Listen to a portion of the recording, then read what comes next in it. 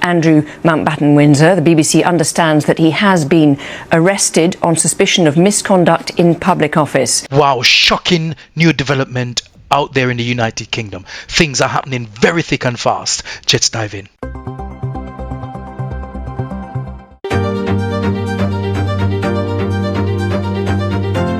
Breaking news out of the United Kingdom today. British police have arrested Andrew Mountbatten Windsor, the younger brother of King Charles III, on suspicion of misconduct in a public office. The arrest comes in connection with, it appears, newly released documents from the Epstein files, which have drawn scrutiny from police and prosecutors in the UK and abroad. Officials say the arrest was carried out by Thames Valley Police in Norfolk and that the suspect remains in custody at this time. Police have emphasized that this is an active investigation and that the suspect has not been charged or convicted of any crime, so it's important that we report factually. News about Andrew Mountbatten Windsor. The BBC understands that he has been arrested on suspicion of misconduct in public office. That's from our correspondent who has found that information out. Just for context, we heard this morning from the Prime Minister in an interview that nobody is above the law when he was asked about Andrew Mountbatten Windsor, but he declined to say whether the former Prince should volunteer himself to the UK police. We now understand, though, that Andrew Mountbatten Windsor, the former Prince Andrew, has been arrested on suspicion of misconduct in public office. So just to give you some more context on this, this is clearly linked to the files that have been coming out about Jeffrey Epstein. And we understand that Thames Valley Police has been assessing allegations that a woman was sent to the UK by Jeffrey Epstein for a sexual encounter with Mr. Mountbatten Windsor. And the encounter allegedly occurred at the former Prince's residence, Royal Lodge, in 2010. The woman, who's not British, was in her 20s at the time. And the woman's lawyer said that after spending the night with Mountbatten Windsor at the Royal Lodge in 2010, the woman alleges she was given tea and a tour of Buckingham Palace. Now, we've also, clearly those are some of the links that Andrew Mountbatten Windsor has always denied any wrongdoing on the matters of the links with Jeffrey Epstein to do with sexual matters, but he is also being investigated for his role as a trade envoy. MPs might be looking into his conduct while he was working as a trade envoy for the UK. So why was Prince Andrew arrested and what happened next? Well, the Thames Valley Police confirmed that on the 19th of February 2026, a man in his 60s from Norfolk was arrested on suspicion of misconduct in public office in relation to fresh materials emerging from the Epstein files. Multiple outlets, including the BBC News, Reuters and CBS, have identified the individual as Andrew Mountbatten Windsor, formerly a senior member of the British royal family. Police said the man remains in custody whilst their investigation continues. Searches were also carried out at the addresses in both Norfolk and Berkshire as part of larger inquiry. Importantly, being arrested is not the same as being charged and convicted. At this stage, police are pursuing questions about alleged misconduct while serving in public office, specifically during his time as a UK envoy. And to break it down a little bit more simpler, a barrister on LBC News explains what misconduct is in public office.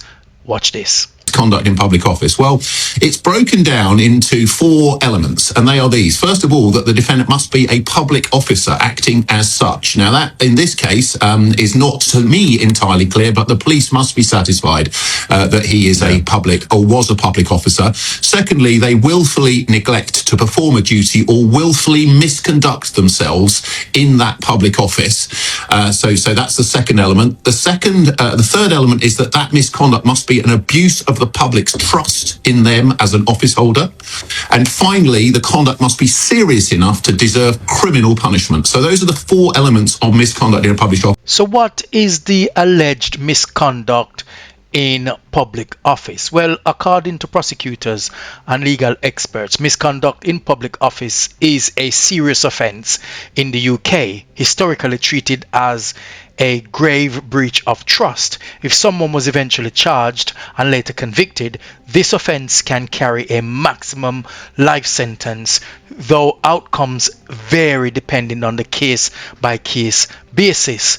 Police and Crown Prosecution Service spokespeople have stressed the need for a thorough, impartial investigation before any charging decisions are made. Now, what has he allegedly have done? Now, we understand from the latest files released by the US Department of Justice that the former prince forwarded sensitive government documents and commercial information to the convicted sex offender Jeffrey Epstein. As I've mentioned, Andrew has always denied any wrongdoing. MPs have been taking the allegations acutely seriously, according to Mr Byrne, and they said that they guarantee that MPs are not in the market for letting anything slip through the cracks. For context, the former Duke of York served as UK trade envoy for between 2001 and 2011, and in this role he travelled globally and enjoyed privileged access to senior government and business contacts around the world. In 2010, Andrew appears to have forwarded government reports from visits to Vietnam, Singapore and China to Epstein, according to the recently published files. And the documents also appear to show Andrew forwarded Epstein information on investment opportunities in gold and uranium in Afghanistan. So to recap, if you're just joining us. Now, would the police would have arrested anyone without any reasonable or tangible evidence? I know from PACE, the Police and Criminal Evidence Act, that the police would have to have reasonable suspicion in order to arrest someone based on reasonable grounds or reasonable evidence gathering that may secure a conviction, and who are also acting on behalf of the public. Well, a number of government officials or government or organ of the state who act on behalf of the public will be caught under the remit of public officials.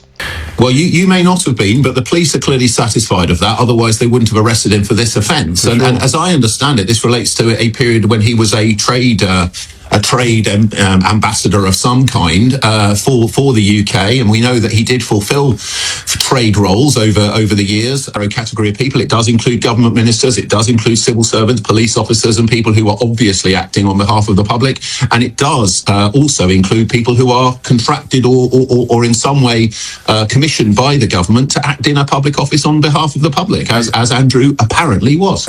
Now, what happened next? Now that the arrest has occurred, authorities can question the suspect under caution, conduct further searches and gather additional evidence. Police must either charge the person within a defined legal period or release him without charge. Now, the general rule is that the police can hold a suspect without charge for up to 24 hours. However, this period can be extended depending on the severity of the alleged offence, and up to 36 hours a superintendent or higher ranked can authorize an extension if the suspect is suspected of an indictable offence. Up to 96 hours, this is 4 days now, for serious crimes such as murder and so on. That is not this case, so I doubt it will go that long, and up to 14 days if the arrest under the Terrorism Act. So the police has to make a decision very soon and very fast and decide what it intends to do. So now it's your turn to sound off in the comment section and let's hear your views on the matter. So I'd like to thank you very much for your time, and I shall see you on the other topic.